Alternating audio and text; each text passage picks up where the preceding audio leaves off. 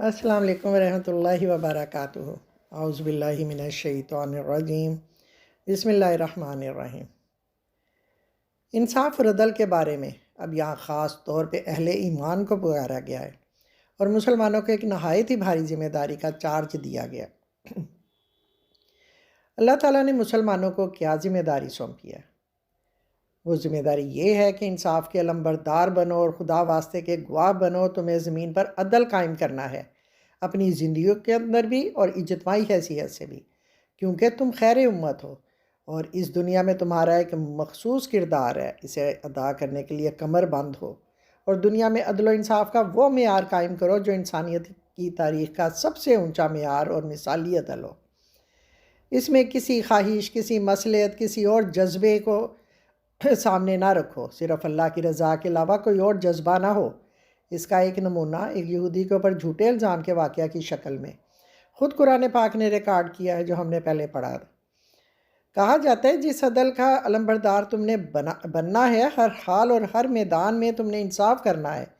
تمہارا کام صرف انصاف کرنا ہی نہیں بلکہ انصاف کا جھنڈا لے کر اٹھنا ہے۔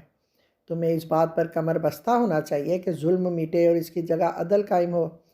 دنیا میں کہیں بھی ظلم نہ رہے۔ یہ ایسا عدل ہو کہ ہر حقدار کو اس کا حق ملے۔ اس میں مومن اور غیر مومن دونوں برابر ہوں، جیسا کہ یہودی کے قصے سے ظاہر ہے۔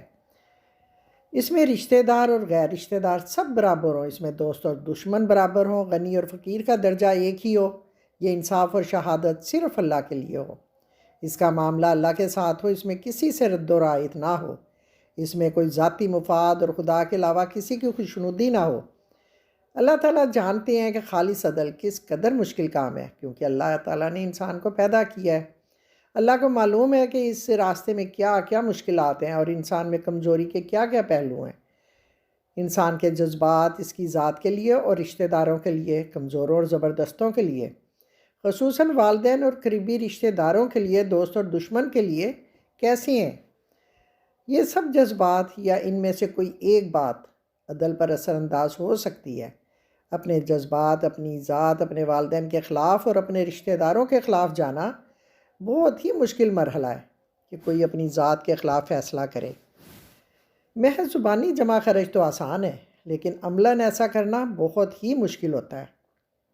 لیکن تم حق کا ساتھ دو اور ساتھ ہی تنبیہ کی جاتی ہے کہ شہادت کے اندر کمی بیشی ہرگز نہ کرو اور شہادت سے منہ بھی نہ پھیرو۔ تم جو کچھ بھی کرتے ہو اللہ اس سے باخبر ہے۔ یہ اس لیے یاد دہانی کرائی جاتی ہے کہ اہل ایمان کے اندر یہ تاثر پختہ ہو جائے کہ اگر انہوں نے ایسا نہ کیا تو اس کا انجام بہت ہی برا ہوگا۔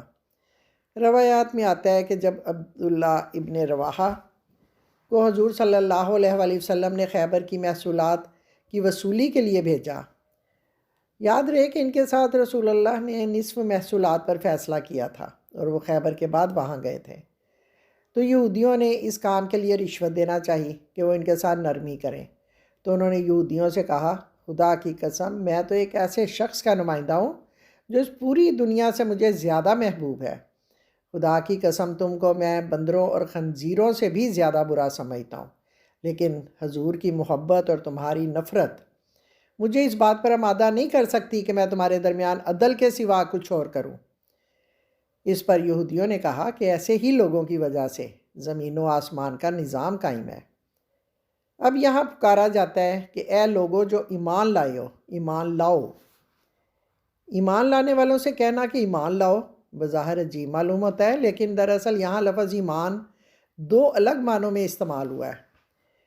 ایمان لانے کا ایک مطلب یہ ہے کہ آدمی انکار کے بجائے اقرار کی راہ اختیار کرے، نہ ماننے والوں سے الگ ہو کر ماننے والوں کے ساتھ شامل ہو جائے، اور اس کا دوسرا مطلب یہ ہے کہ آدمی جس چیز کو مانے اسے پورے سچے دل سے مانے، پوری سنجیدگی اور خلوص کے ساتھ مانے، اپنی فکر کو، اپنے مذاق کو، اپنی پسند کو، اپنے رویے اور چلن کو، اپنی دوستی اور دشمنی کو، اپنی سعی و جہد کے مصرف کو بالکل اس عقیدے کے مطابق بنا لے جس پر وہ ایمان لایا ہے۔ اس لیے مسلمانوں سے یہ خطاب ہے جو کہ ماننے والوں میں شمار ہوتے ہیں، ان سے مطالبہ کیا گیا ہے کہ دوسرے معنی کے لحاظ سے سچے مومن بنیں، اللہ پر اور اس کے رسولوں پر ایمان لائیں اور اس کتاب پر۔ اللہ نے انسان کو پیدا کیا اور اللہ نے پھر رسول کو بھیجا تاکہ وہ انسان کو ہدایت دے۔ ہمارے ایمان میں یہ بات بھی شامل ہے کہ رسول اللہ نے اللہ کی جانب سے جو پیغام دیا ہے وہ صحیح ہے۔ اللہ نے جو کتاب رسول کے ذریعے نازل کی ہے وہ بالکل سچی ہے۔ اس کتاب کے اندر اللہ نے انسانوں کو زندگی بسر کرنے کے تمام طریقے بتائے ہیں، اور انسانوں نے اس کتاب کو بطور ہدایت لینا ہے۔ تمام کتابوں پر ایمان لانے کا مقصد یہ ہے کہ دراصل وہ تمام کتب ایک ہی کتاب ہے جو قرآن پاک ہے۔ پہلی آیت میں اللہ پر ایمان، کتاب پر ایمان اور رسولوں پر ایمان کا ذکر کیا گیا اور ملائکہ کا ذکر نہیں کیا گیا۔ ظاہر ہے کہ اللہ کی کتابوں میں ملائکہ اور آخرت کا ذکر دونوں آ جاتے ہیں، اور کتابوں پر ایمان لانے کا لازمی تقاضا یہ ہے کہ فرشتوں اور یوم آخرت پر ایمان لایا جائے، لیکن اس دوسری آیت میں اس کا ذکر کر دیا گیا۔ ایمان لانے کا حکم دینے کے بعد اب ایک سخت تنبیہ آتی ہے کہ ایمان کے ان تمام عناصر میں سے کسی ایک کا انکار ہرگز قابل برداشت نہیں ہے۔ کفر کرنے کے بھی دو مطلب ہوتے ہیں، ایک یہ کہ آدمی صاف صاف انکار کر دے، دوسرے یہ کہ زبان سے تو مانے مگر دل سے نہ مانے، یا اپنے رویے سے ثابت کر دے کہ وہ جس چیز کو ماننے کا دعویٰ کر رہا ہے اصل میں وہ اسے نہیں مانتا۔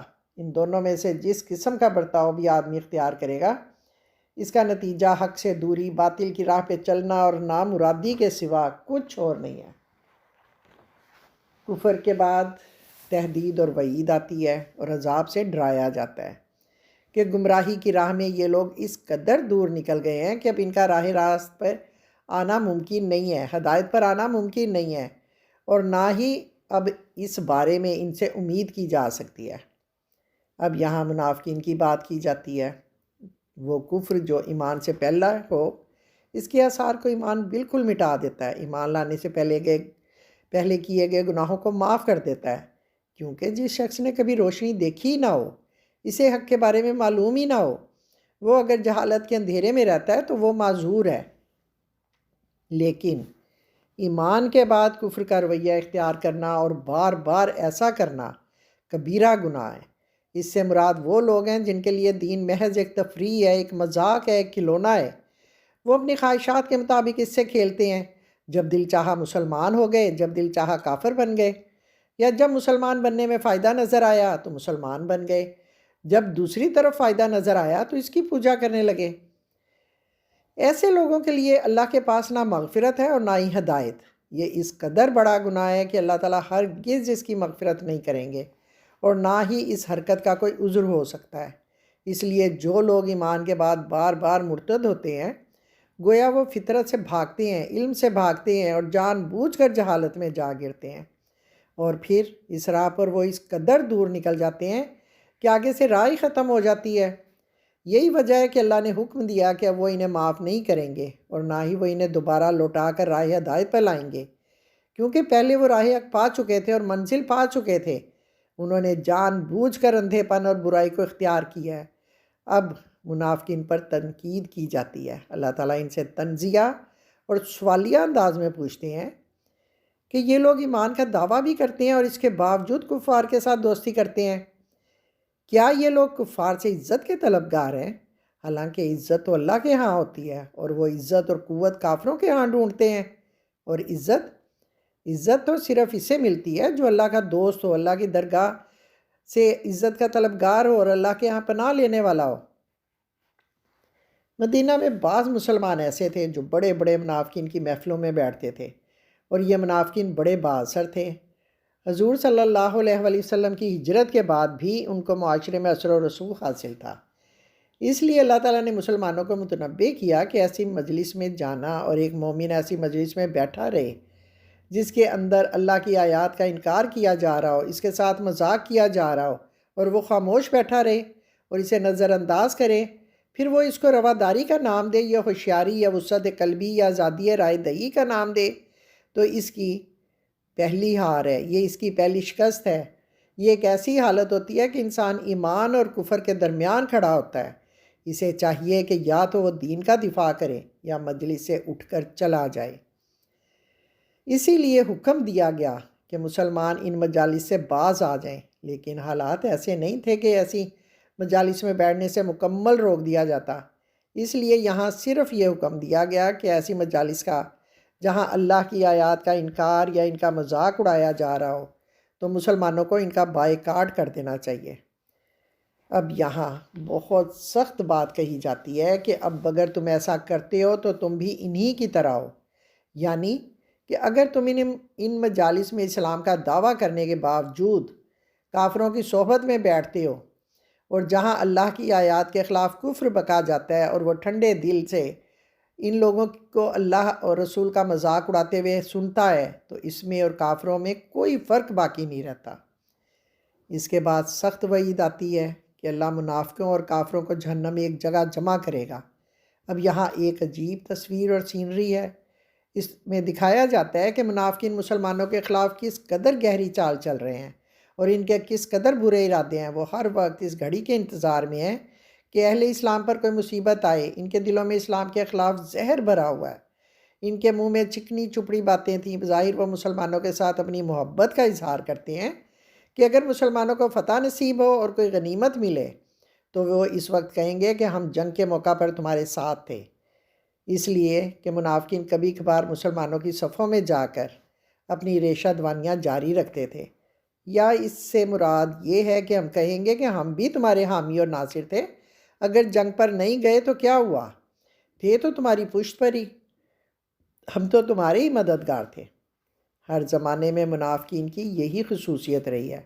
مسلمان ہونے کی حیثیت سے جو فائدے حاصل کر سکتے تھے وہ اسلام میں برائے نام شامل ہو کر حاصل کرتے تھے، اور جو فائدے کافر ہونے کی حیثیت سے حاصل ہوتے انہیں ممکن ہے ان کی خاطر یہ کفار سے جا کر ملتے اور ہر طرح سے ہر طریقے سے ان کو یقین دلاتے کہ ہم نام کے مسلمان ضرور ہیں مگر ہماری دلچسپیاں اور وفاداریاں تمہارے ساتھ ہیں۔ یعنی ان کا مطلب یہ ہے کہ انہوں نے ان سے تعاون کیا اور مسلمانوں کی صفوں کے اندر بے چینی اور افراتفری پیدا کی۔ اس طرح ہم نے تم کو مسلمانوں سے بچایا۔